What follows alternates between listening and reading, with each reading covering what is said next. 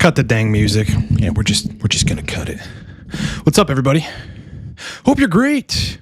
So, as you guys know, and if those of you that don't know didn't know, yesterday we launched Mastering Libido and Erections on TRT. This is the sexual function playbook for TRT. Let me just show it to you real quick so that you guys that didn't see it have a viewpoint.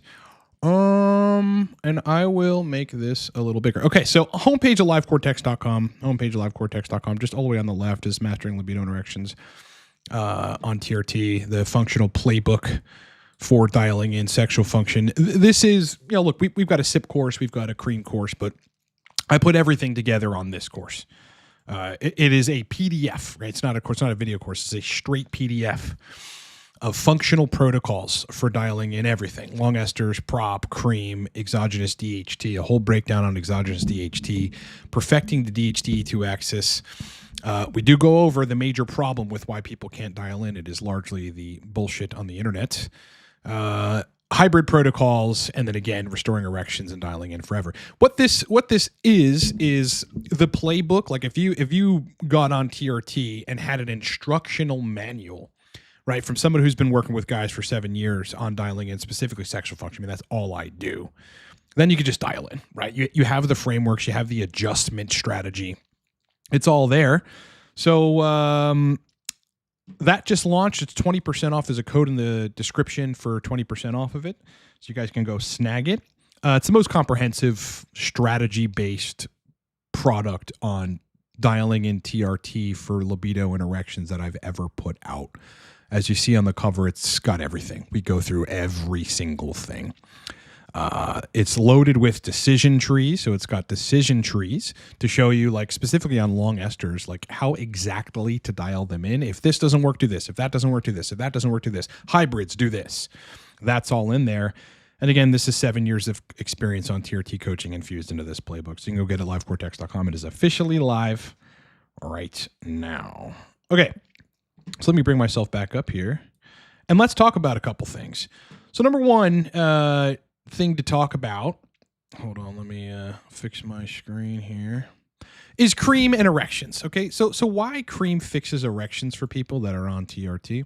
Well, listen, if we go to the studies, which I'm going to go to in a second, it seems very clear that there is only one very high output DHT TRT modality, and it is transscrotal cream. You cannot achieve this level of DHT with transscrotal gel. You can't achieve this level of DHT milligram for milligram with longer esters like cypionate or enanthate. And I don't really believe you can achieve this level of DHT with even testosterone propionate. Yeah? The only way to match the DHT that you get from cream is to use exogenous DHT on the scrotum, in the morning. And that's the only way. And that is not in and of itself a sustainable protocol to take because you need some estrogen as well. And you need the testosterone for the anabolism and metabolism and all that stuff. So what often happens is you've got guys on long esters that the DHT is like 60, 70, maybe even 90, right? Where it should be good. But their erection quality is failing because of the DHT estrogen ratio. People think of ratios when it comes to TRT from the perspective of testosterone to estrogen ratio. And what I want people to understand is that no such ratio makes sense. You shouldn't think of it from the perspective of the T to E ratio, even though that's in some of the scientific literature. That is a talking point among the pro-estrogen camp. It is a talking point among the non-pro-estrogen camp. The way that I see it is testosterone is for anabolism. Now, this is oversimplified and not entirely scientifically accurate because testosterone does, via some nitric oxide stuff, optimize erectile quality. Androgen receptor in the brain. Testosterone has its own independent mechanisms. But testosterone, to simplify it, for the anabolism, DHT for the erections and libido, and then estradiol for libido as long as it's in range. Because if you take the estrogen too low, you lose libido as well. So DHT can't carry the libido solely. There's some literature on it suggesting that you kill aromatization and libido is sexual function is still present. I assume they also mean libido, but typically as it works is the estrogen goes down too far and libido crashes as well.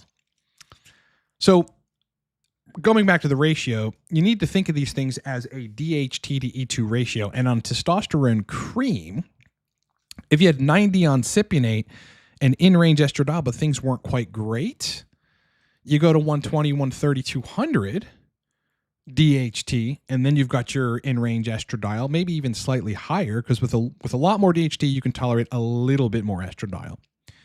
Then you end up in the zone. But with cream, here's the thing. For erections, you need the DHT.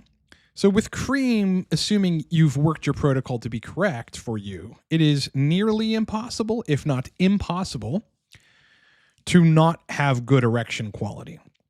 Now, of course, you could over-aromatize on cream, and that's going to, be counter to your DHT's effort to give you good erection quality, which is why, estrogen's got to be kept in a range that is good for you, generally 20 to 35 picograms per milliliter. For a rare few, 45 or so, assuming they have very high DHT, that can work as well. But cream just fixes the erectile issue. On any protocol, you could even be over-aromatizing, and then therefore you just got absolute floppy D syndrome, and you have mid-range DHT. And if you just added some exogenous DHT, the erections would get better. Now, would they be sustainably perfect thereafter? Probably not, because you got two competing things. You got DHT trying to optimize erectile quality, you have estrogen trying to inhibit it. So you're going to need to get the estrogen in your range either damn way. All right, that's just an opener for you folks. We explain a lot of that in the new product. Libido. Let's talk about libido again. Libido is a balance. It is a balance between DHT estradiol. Specifically, though, it's estrogen itself. The reason people think that estrogen is so implicit or causative or not causative or inhibitory to libido is because it's not the sole driver, but it does govern it to a noticeable enough degree. If you push the estrogen too high, wherever your DHT is, that's when you get sensation and climax problems, which makes your libido not as functional. You also inhibit some dopamine firing from the brain with excessive estradiol, potentially increase prolactin, if not overrange transiently, which is going to decrease libido. But you drop it too low, and then suddenly you don't have the arousal part to get libido going, right? It's just a little limited. So estradiol needs to be in balance, not with DHT, but needs to be in its own in-range balance or slightly over-range balance. Wherever you find your balance. I mean, there's guys that need to sit at 20. There's guys that do great and need to be at 35. And most people are somewhere in between, and then a rare few are at like 45 to 60. And they can tolerate that, presumably because of very high DHT. The ratio, the problem with E2 still applies to them if they go higher than that, though. But that's not the mean, that's the exception. I want to make clear there are some people that can tolerate higher estradiol. They are not the mean.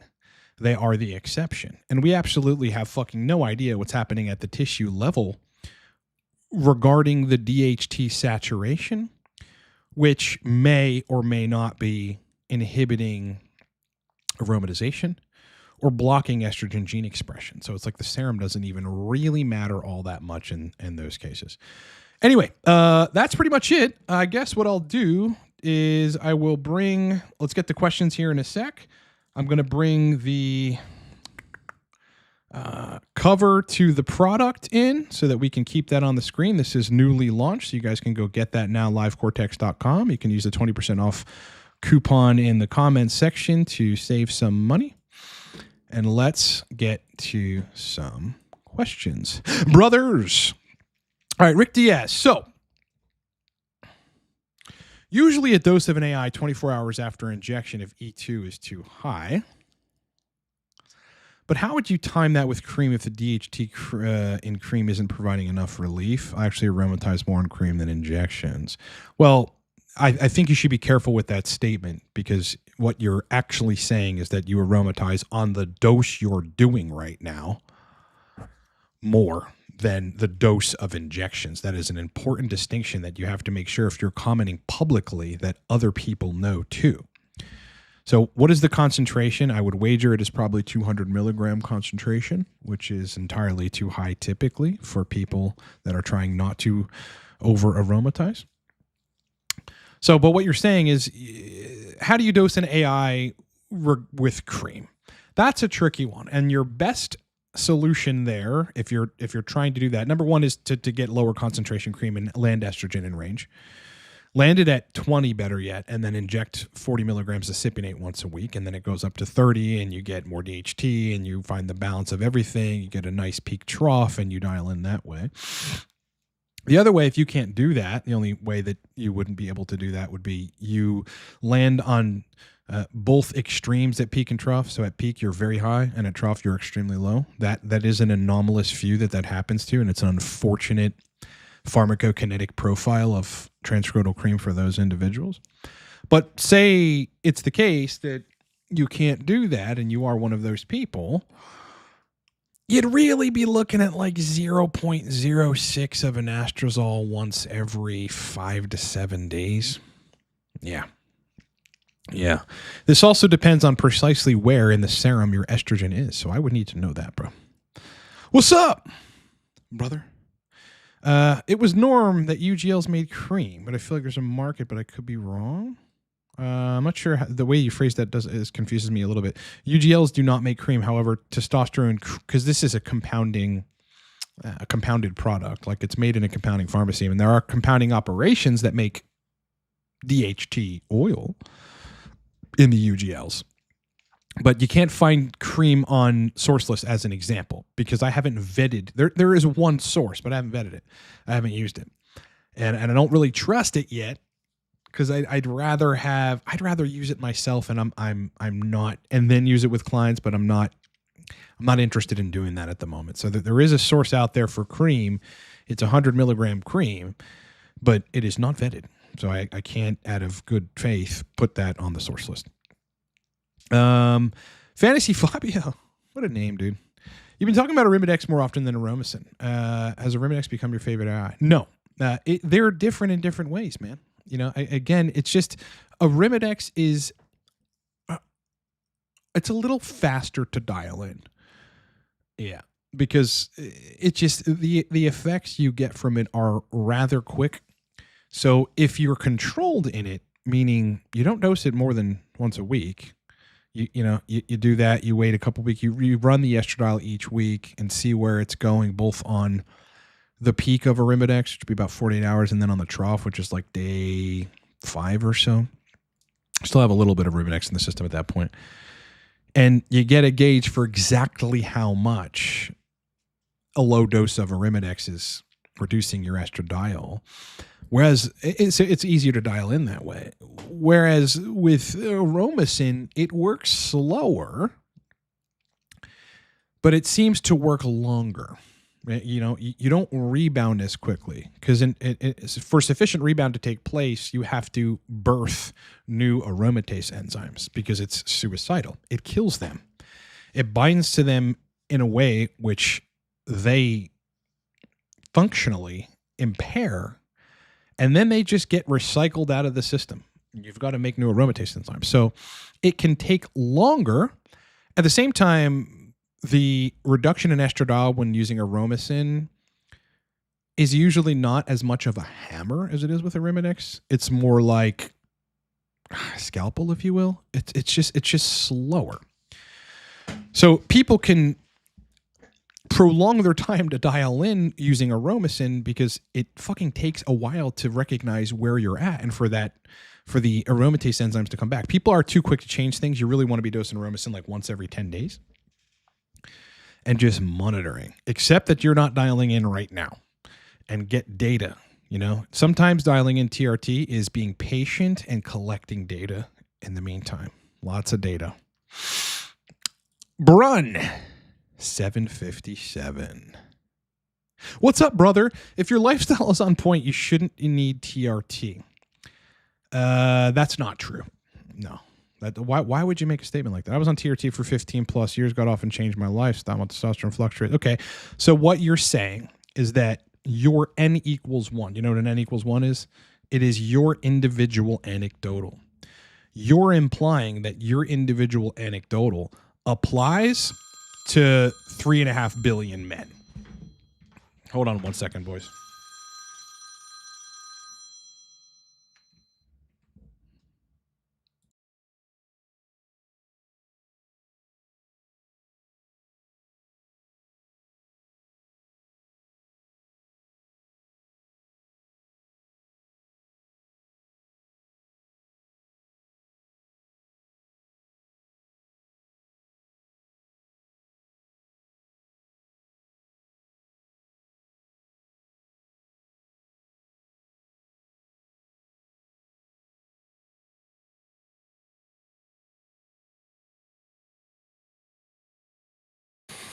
All right, sorry, boys. That was my girl, and you answer your girl's call. Okay, so again, you're assuming here that your situation will apply to an estimated 3.5 billion men, assuming that, you know, in the 7 billion of us, half of us are men. I mean, I don't really know how many, but which is absurd, right? You understand that. So you must think about those kind of things before you comment that your situation applies to every one of us. This is not true. A simple case in point would be a guy with a prolactinoma. A guy with a prolactinoma has to be on TRT. Okay, there's just atrophy of the testes, and there is a blocking of the luteinizing hormone follicle stimulating hormone cascade in that case. So that person needs TRT. Secondly, your comment assumes that everybody that goes off a TRT naturally recovers their gonadal function. This is also not true. I've seen it. I mean, I've seen people try to PCT and do it correctly, and they land at like 320, 380. That's like 100 points above or 80 points above hypogonadal, 20 points above hypogonadal. They're just, they've got a degree of hypopituitarism. Separately, hypopituitarism. Sometimes that's induced by finasteride, DHT blocking. Sometimes it's induced by, unknown things. But in the case of hypopituitarism, there's no way you're recovering your natural testosterone. At the same time, age has somewhat to do with this. If a guy is 45, it's a lot less likely that he's going to recover his natural testosterone to reasonable levels than if a guy is 32. So I would urge you to just think about those things before you comment stuff like that, bro, because this is just not true. It's just not true. But you ended up great. That's great. Not everyone's going to do that, bro. Super Sam. Which supplements can cause PFS-like symptoms or have a negative effect on sexual function? Yeah. So ashwagandha is one of them, yeah, but it might not be through the same mechanisms. Turmeric is, and it's through the same mechanisms. It blocks DHT. Saw palmetto, the same. Creatine, it looks like that happens via stimulation of 5-HT1 alpha serotonin receptors. Copper, I don't really see a correlation there. Other supplements that might cause sexual dysfunction. Any serotonergic supplement could cause sexual dysfunction. I'm sure there's more, but those are the kind of big ones. Nothing that blocks DHT. Basically, everything that blocks DHT will cause sexual dysfunction eventually. Carnivore fisherman, test prop and proviron, or cream solo. I suppose it all depends, man. I mean, you might find that both of them were. I think you could get all of that to work. Yeah. I mean, test prop aromatizes less because it sticks around less long. So the accumulation, the area under the curve of aromatization, the effective effect duration window of testosterone's conversion to estradiol is lower. So you could get away with, I've discussed this on Mastering Libido and Erections on TRT, the product, discussed it on videos, discussed it in previous products. You could get away with 30 milligrams prop a day, which would usually cause someone to aromatize a little past the threshold, and then 25 milligrams proviron a day on top of that, and that controls the estrogen. So that works. Cream solo can also work really, really well. But, you need HCG in the protocol. I won't really even call it 9 out of 10 times. 10 out of 10 times people need HCG in the protocol. Because it's just complex, man. Intratesticular hormone environment, it's not just about the serum. That's got to have an even balance of DHT, estradiol, and testicles have to be functional, especially for the climax dynamics. You need that system intact. And for libido, right? Via the neurosteroidal action in the brain from the testicles, secretion of certain hormones. So, I mean, you could do both. You could do both.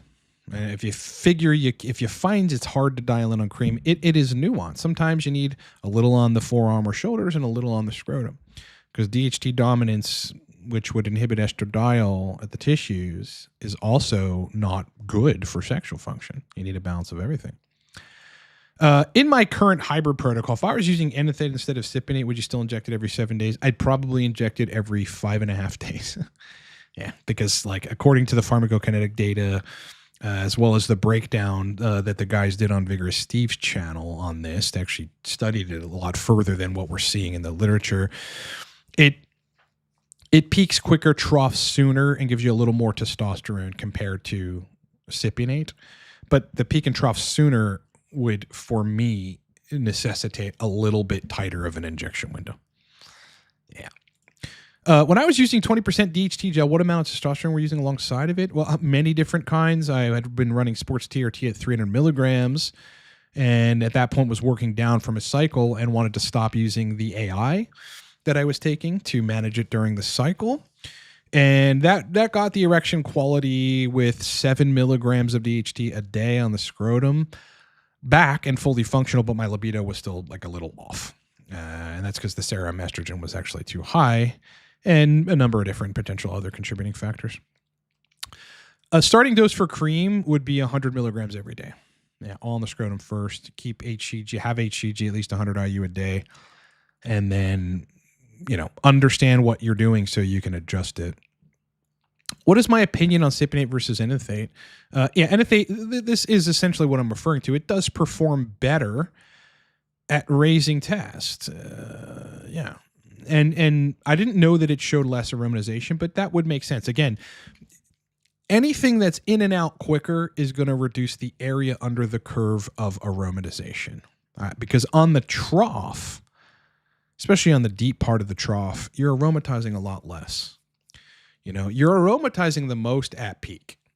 That's just it. And then there's a little lag period, and then, estrogen starts coming down thereafter. So I think enanthate is a superior ester to cypionate. Yeah, 100%. I still don't love enanthate. Good morning, brother. How many protocol iterations typically take for someone with PFS to dial in on cream? Well, with anybody, it's 2 to 5. With PFS, it's 2 to 5. Rarely do we land in the perfect cycle on the first try, but sometimes that's happened. It all really depends on where the numbers go and what the person's symptoms end up being in response to where the numbers are. And then again, there's rare cases where no matter what you do, they need AIs. Yeah, because the 5-alpha reductase enzymes are so impaired and non-functional that still they over-aromatize on a DHT-heavy modality. Yeah, that doesn't happen to normal people. That happens to people with impaired 5-alpha reductase function, where their body has just been used to and classically still did and still does convert too much testosterone to E2 and not enough to DHT. Yep. Or they have enough DHT, but they're still converting a lot to estradiol. Yeah, that's pretty rare with PFS, but it does happen. And in that case, I have a guy right now dialed in on 5 clicks of cream a day, 100 milligram, 100 IU HCG a day, but he needs 0.125 milligrams of Arimidex every fucking other day. Then he's dialed in. That's rare, but those are the situations where it makes 2 to 5 not unrealistic, but harder to achieve. It just takes time. Hey, brother, hope you and the girl are good. Yes, we are golden, man.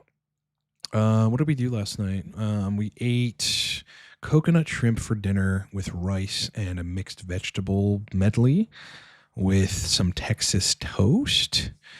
And we last night discussed the business of life. We're always talking about logistics of life.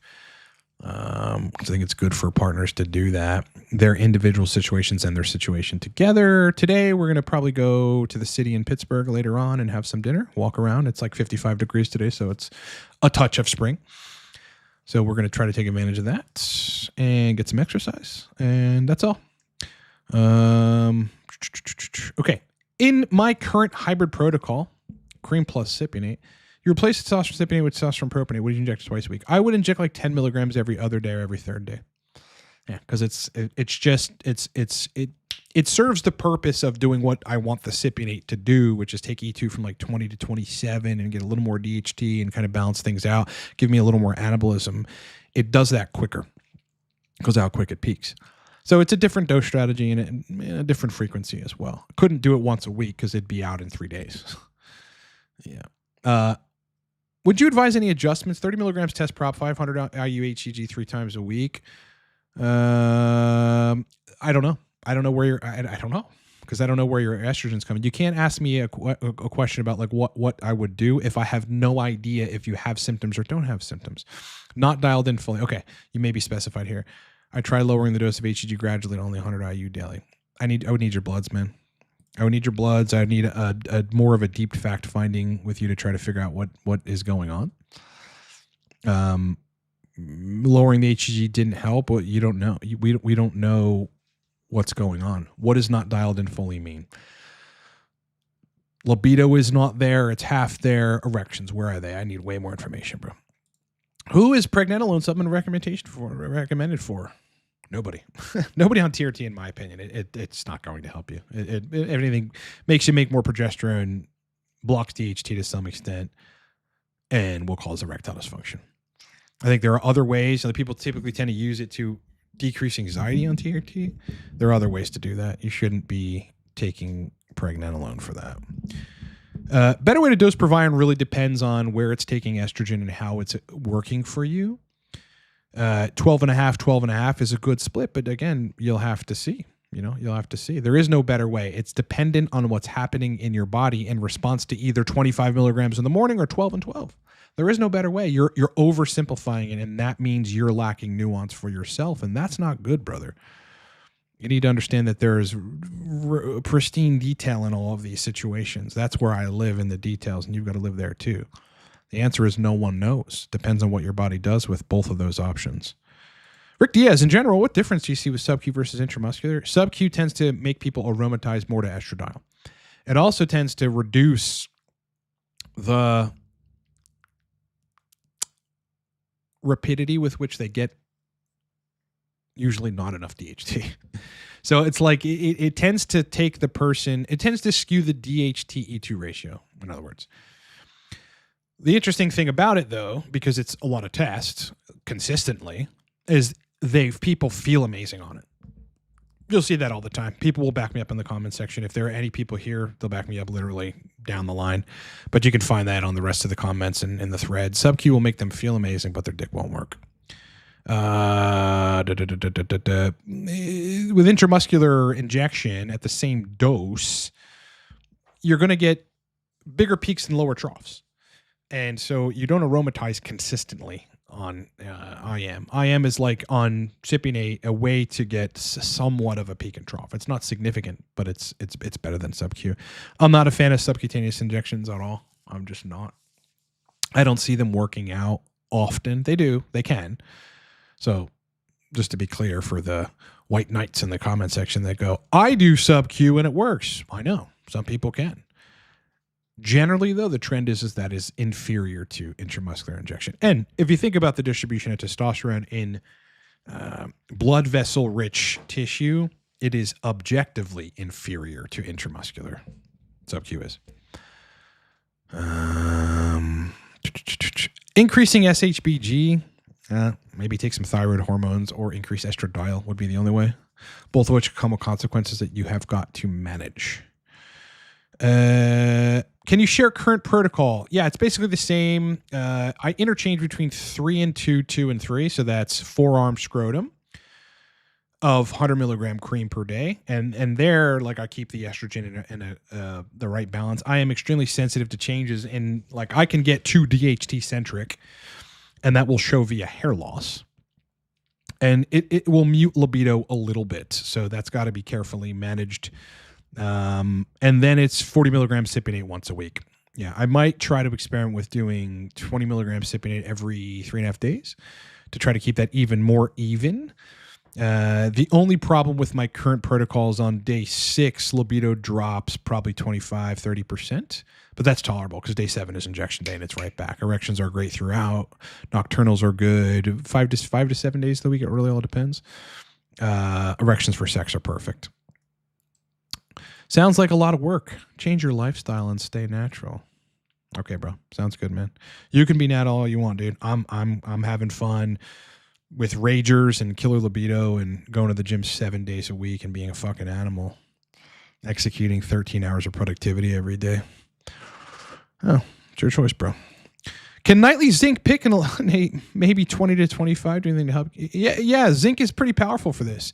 You cross the 40 milligram a day threshold, and it's like a strong AI for some people. So just be careful. But yes, zinc works as an aromatase inhibitor. It's like one of the only supplements that it behaves that way. Yeah. Is it possible to not feel the effects of 20% DHT gel? Well, yeah, sure. If estrogen is far elevated past your zone, if you're not on exogenous testosterone and therefore you have not much estradiol, and if you are creating a state of excessive DHT dominance, which will inhibit the gene encoding for aromatase enzymes, which means you will have less of them, and therefore maybe a catastrophic drop in estradiol. But it also, once estrogen activates or agonizes an estrogen receptor, there's a whole sequence of gene stuff that happens to make you feel the estrogen. DHT blocks that. So yeah, there's many ways to have it not dial in. You know, you have to use it surgically. I actually break down how to use it and in what doses and how to dilute it in Mastering Libido and Erections on TRT, the new playbook for dialing in sexual function on every single ester. Here's a little bit of a complex one. Free test 49, DHT 145, total T 2633, 252. 18 milligrams test prop daily, 25 milligrams proviron, 136 milligrams toast, sexual function off. Should I use an AI? Well, what I would suggest you do here, Jesus, it's too convoluted, man. First of all, your test, I assume you measured this at peak. Your test from 18 milligrams of test prop is going to 2,633. You're hyper responding to prop. Okay, so that's not your first problem, but that should be your first concern. It is not normal to go that high on that much prop. So if I were you, if E2 is only at 52 there, you might have a really, really good situation here.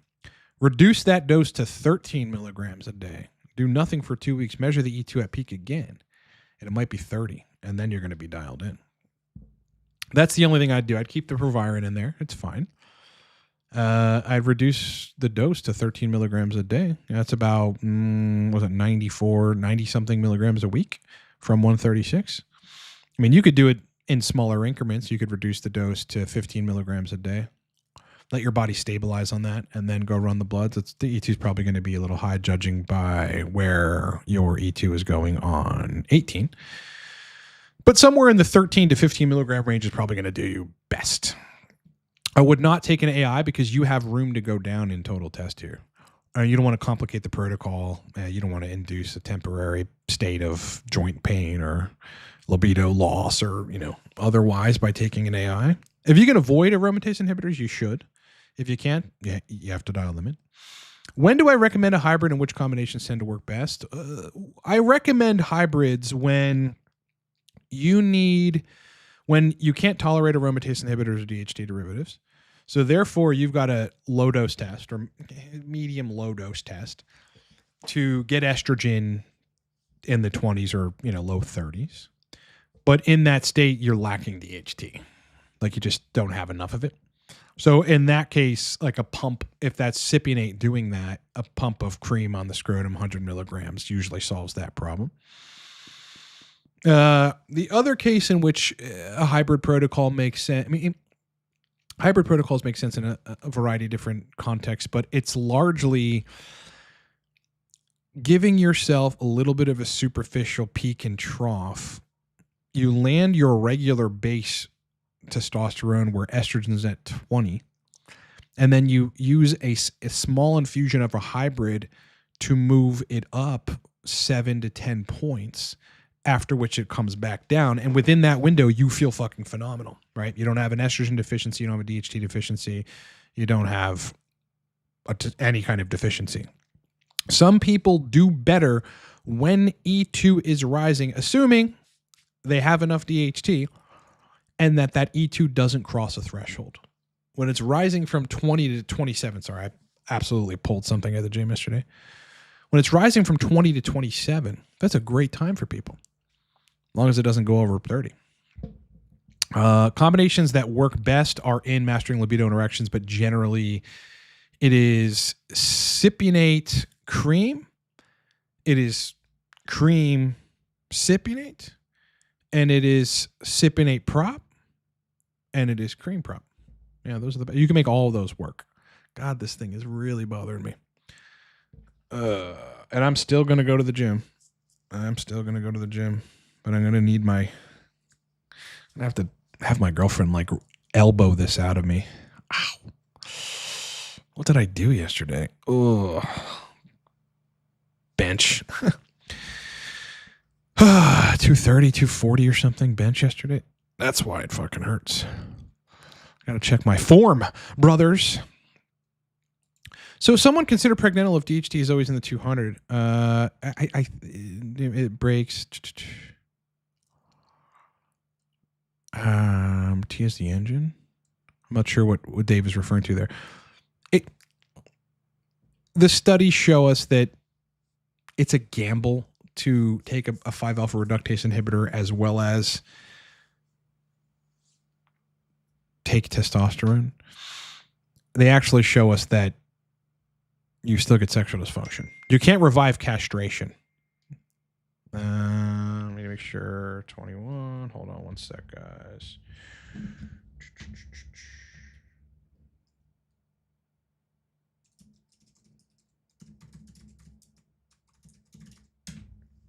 All right. Either way, listen, either way, unless you're taking exogenous DHT, you're going to inhibit 5-alpha reductase. You don't want that. Have 20% DHT coming soon. Got alpha gels. Okay, great. Why do I lose the chat? Brother! I lost the chat, man! Psh, what the hell? I don't know what you guys are saying now. And I'm joking. Hey, should TB500 be dosed and in what amount? How? Just if you want to recover some joint dysfunction, if you want to resolve like some joint pain or otherwise stuff that might be going on with your body that's induced by like an injury lifting weights or something or otherwise injury. I forget the doses because it's been a long time since I've dosed it. I want to say I was doing 500 micrograms twice a week. Doesn't need to be taken as much as BPC 157. Would you rethink starting steroids if you? I have taken some anabolic steroids before, namely Anavar, Primabol, and Masteron, but not for long cycles. Anavar was probably the longest, and I did one steroid cycle a test of 500 a week for about 4 months. But generally, the entire duration of using androgens, I have been on replacement doses of testosterone. So no, I wouldn't change a thing. I would have gotten on TRT at 30. Yeah. Instead, it was like 33 and a half. I would have gotten a TRT at fucking 25, dude. Yeah. I mean, it was just a lot harder to get back then, kind of thing. And clinics, wouldn't prescribe unless you're like 35. But if I could do it differently, I would have been on testosterone in my 20s. Yeah, I would have probably ran a bunch of cycles and just like built a bunch of mass and managed estrogen to the best extent I could, keeping sexual function as good as it could be. I would have blasted and cruised all the way through my 20s. I'd have a lot more muscle mass now. But in terms of the productivity, the energy, the fucking dominance, man. I mean, if you're a DHT dominant but with friendly estradiol, dude, that's like it's just what a man should feel like. There are all these discrepancies in how men are, and it's hormone related. I'm fucking telling you. Guys that like they're overly concerned about their girlfriend and who she's texting and what she's doing and all that sort of shit. It's your estrogen dominant, dude. Girls do that shit. We don't do that shit. Never look at her fucking phone. Never look at her fucking phone. If she's going to be fucking around on you, you'll find out eventually. You'll sense it. And then you can maybe ask her to look at her phone. But it's just that kind of and if a girl fucks around on you, just get the fuck out of there. Be heartbroken, you know, but move the fuck on with your life, dude. You've got a mission. That's all that kind of matters. But yeah, like it's just, I was getting around to saying this matters for everything, right? You know, there are guys with problems in their lives, lack of assertiveness, either too estrogenic, not enough T, not enough DHT. As Vigorous Steve has talked about this, as an entrepreneur, forget about that I'm an expert on TRT and stuff. I am also a business person for 17 years. My productivity matters so much to me, and my ability to be productive from 9 in the morning until 7, 8 at night, especially in the early years of building my companies, paramount. Had I been using androgens when I first started as an entrepreneur, I think I'd be further along. Testosterone, man, is like the best nootropic in the world. I mean, my energy is fucking max all day. How do you choose your weekly video topics? Do viewers request? No. Sometimes comments will do it, but it's largely driven by the stuff I'm seeing in coaching. And then I might come across like a video where someone is saying something which is absolutely counter to what I've seen for 7 years, and I need to let the universe know that. Regarding what to look forward to next, probably going to do some content on DHT. Specifically breaking down further the pharmacokinetic profile of transcranial cream, but as it relates to DHT. So like if we scroll down here and find the DHT graph, this is it right here where my cursor is. I don't know how the extent to which you can see that, but look, the bottom line is when you peak on cream, the DHT peaks in about hour 3. And then it troughs a little, and then it like peaks again at hour 8. And then it is literally at its peak at hour 16. You know, some of the problem people have with cypionate is that the DHT doesn't do that. Number one, it doesn't go that high. And number two, it doesn't stay as physiologic as that or super physiologic in this case. It just has a suboptimal pharmacokinetic profile, man. So I'll be talking about that study and just what the implications are for DHT to stay elevated like that and how good that is for people with generally, but also with problem situations where, you know, they haven't been able to dial in. Can confirm the zinc can really drop your E2. Yeah, Dar Fitness knows the drill, bro. Might be good for some, but isn't good long term. Again, it's sort of like AI is that if you just keep taking the same dose, you might just crush it. It truly, truly happens, man. Good morning, brother. And coaching, how many men you estimate just shitty lifestyles? Well, it's hard. Occasionally, I mean, most of the guys that come to me have their shit together, but occasionally there are folks that they're over aromatizing because of their lifestyle. So it's like I reluctantly would have to use an AI in that case. You know, like it's just really strange situation. And look, sometimes people are too stubborn to want to change that. They just don't want.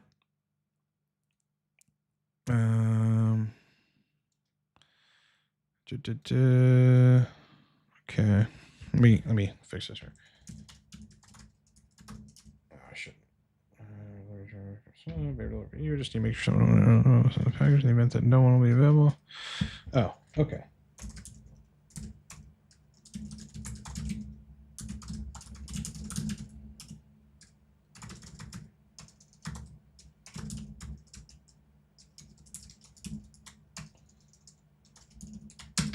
Okay, had to respond to a delivery driver dropping something off for me. Yeah, absolutely. I mean, there's a lot of people that contend, and I think they're correct, that sometimes people will over aromatize. Of course, this is test dose dependent, but over aromatize per the test dose because of crappy lifestyle, you know, and stuff they need to do to their hormones, like optimize thyroid hormones as an example. Yeah, that's pretty high, brother. Why does switching to daily Testosterone? Are you doing dictation? Help solve problems even though it's still long acting? It doesn't help solve problems. It doesn't. Yeah, the only way where daily cypionate makes sense is, well, I mean, if you can control the estrogen with an AI on higher doses, or you go down to 120, 110, 100. That's where it actually makes sense. Because the daily, meaning preventing the peak of estradiol somewhat, is compounding upon the fact that you have a low dose. Can't be doing 150. You're still going to rheumatize at 45 and have ED, and not a good DHT estrogen ratio. How can 5-alpha reductase enzyme be supported? Yeah, glycine potentially in the literature suggests that. Provirin may, but your best bet is with DHT. Like if you want to try to upregulate the enzymes, DHT is your best bet. There's a couple papers that show us that's pretty likely. Yep. Pretty likely. IFBB, here we come. I can't tolerate HCG. I've narrowed it down, but it's causing my insomnia. Also can't handle pregnetyl. It makes me anxious. You can tolerate DHT, or HCG rather, but it's in the context of the rest of your protocol too. I've been over this, guys. The times where people can't tolerate HCG is because it is producing too much estradiol, or it is skewing their ratio, whatever, despite the serum. Okay.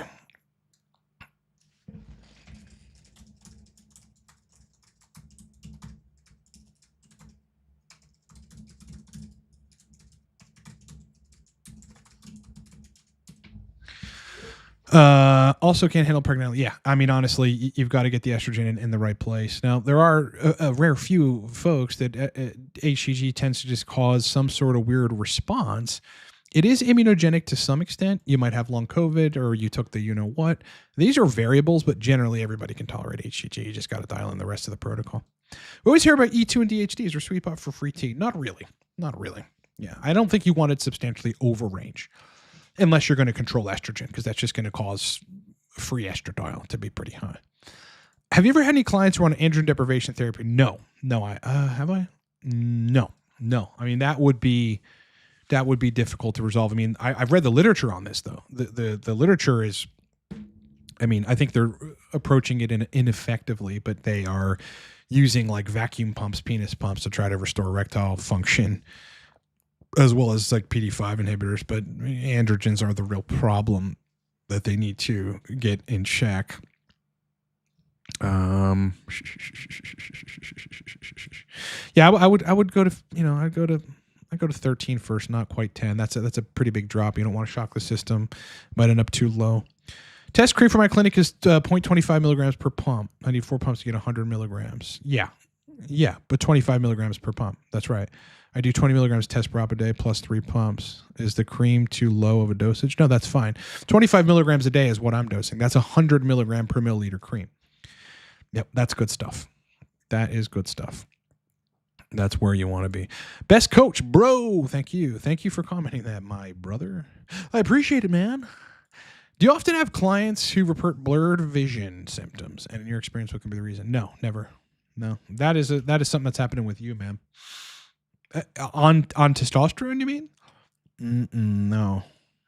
That is, I've seen enough over the years to know that is a thing tied to you that potentially TRT could be exacerbating, but that's something you've got to figure out what the hell the problem is. Does TB500 have a positive effect on sexual function? It seems to increase erectile quality a little bit. I found a mechanism for that, and I forget what it is. But it seems to do that. How would you transition a once-weekly cypionate bolus to testosterone cream? Stop the cypionate for 2 weeks, and then jump on cream. Yep. How do you obtain or compound 100 milligram testosterone cream? Defy Medical in Tampa, Florida. Yeah, there are other clinics that have that, but I honestly think Defy is the best bet. It's very easy to use. Why do nicotine pouches in the mouth help me with reading and comprehension? Yeah, basically it agonizes acetylcholine receptors. Yeah, I mean, nicotine will help you to not have Alzheimer's. Yep, that's very, very powerful stuff. Yeah, it's just a cholinergic receptor agonist, essentially. That is why. Yeah, nicotine patches make me feel like I've taken Adderall. Seriously, I've fucking taken them. I'm like, dude, holy shit. It's wonderful, and no side effects unless the dose is too high. I had once tried a 21 milligram patch and I was sweating buckets, bro. I felt talk shit. My heart, I'm sitting there and I'm like, well, I'm feeling good. And then my heart started going, and I started sweating. My head was hot. Too much nicotine, bro. I replicated that with pipe tobacco in a pipe. I just decided to give it a whirl. Felt like shit. I think cigars would probably do the same thing. I hate cigars. Some people like them. Ugh. No, I occasionally vape a nicotine vape. It's just purely 6 milligram nicotine. I like that, but not a huge fan of loads of it. HCG question. Yeah, I lowered my T-dose to 150. I'm fine with estrogen in the 70s. And it's only 50. You're on HCG. Maybe I need it. You're the one that said you can't tolerate HCG, right? It's because your fucking estrogen is 50, dude. Or 70s, man. That's why. That's why. Yeah, you get that E2 down to 20 from your dose, and then you take 150 IU of HCG, I bet you'd be fine. Yeah, bro. This is exactly what I'm talking about. Yeah, you're not going to tolerate HCG with estrogen at 50 or 70. That's only going to cause sexual dysfunction far worse, or whatever symptoms you're having, which are related to estradiol. Thoughts on PT141? How about its effectiveness as nasal spray? I don't know about that, but I know PT141 is pretty effective. It's just not sustainably effective. Like it tends to create a different result if you continue using it. It won't be as strong. I don't like how there's a wave of nausea and like niacin-induced flushing or niacin-like flushing that happens when I take it. And that the predictability of the window of good sexual function that onsets is not great. Like it could happen in 2 hours or it could happen in 6 hours. It really depends on when the hypothalamus starts firing dopamine, which is what that does. How would you explain raging nocturnals then completely the opposite from the first thing upon waking? It means that you're probably injecting right when you wake up and you are taking E2 over, and DHT isn't enough to support erectile quality at that point. That's 100% what that means. Yeah. The TDE ratio, the hormone dynamics are changing the moment you inject. That's why. That's why. You need to lower the prop dose. And I would do the HCG every day, and I would do 100 every day. Why does Tren make everyone gay? What? One round? No fucking way, bro. I don't know. I have heard this. Mainly from Derek. But, you know, I think it's, I mean, look, it's, I think it's prolactogenic. It is extreme. I think it's extremely progestogenic. And I mean, progesterone, like if you want to just make yourself less of a man, take progesterone. Yeah. I mean, that's essentially what I think it does. These are progestogenic compounds, trenbolone. There might be some other mechanisms, but I don't know. Just started a test last week. Found your page. What's the best form of injectable and why? Injectable. I mean, your best form of injectable is either prop or enanthate. Cypionate is like what they commonly prescribe, but it is not optimal in my opinion. The best modality for TRT, in my opinion, is testosterone transcranial cream at 100 milligrams per milliliter or 25 milligrams per click. But you can dial in on cypionate. You just have to keep estrogen in a sweet spot range, usually 20 to 35. You find your range, make sure you have enough DHT. Could be a journey for you to dial in, man, but that's what this channel is for. Stick around, watch the content, get the products. Does high body fat play a factor in having estrogen or converting? Yeah. I mean, yes, just more aromatase enzymes in the adipose tissue. Do you ever watch Trey Bachmeyer, the peptide doc? Trevor Bachmeyer, perhaps once or twice, but his name doesn't ring a bell immediately. If he's got great shit to say, I'll check him out, though. I'm always looking to find new people and collab with folks. Currently injecting 100 milligrams cypionate per week. So you're splitting that Monday, Wednesday, Friday in like, what, 32, 33? Along with 600 IU per week. Split Tuesday. Okay. Morning trough has labs before the next session. Total T 1154. Free T 27. E2 non-sensitive 46. Would you consider me a hyper responder trying to lower E2? Let's see, 100 milligrams split. Yeah, that's pretty hyper responsive. Yeah. Not an ultra hyper responder, but I wouldn't be that high on any of that stuff. I'm at like, honestly, I get down to like 17, 18 estradiol on that, and total test is like 480, 490. And I needed cream on that to make things work, an extra dose or two of cream. But people are different. If I were you, though, I would keep that strategy. All that looks pretty fine.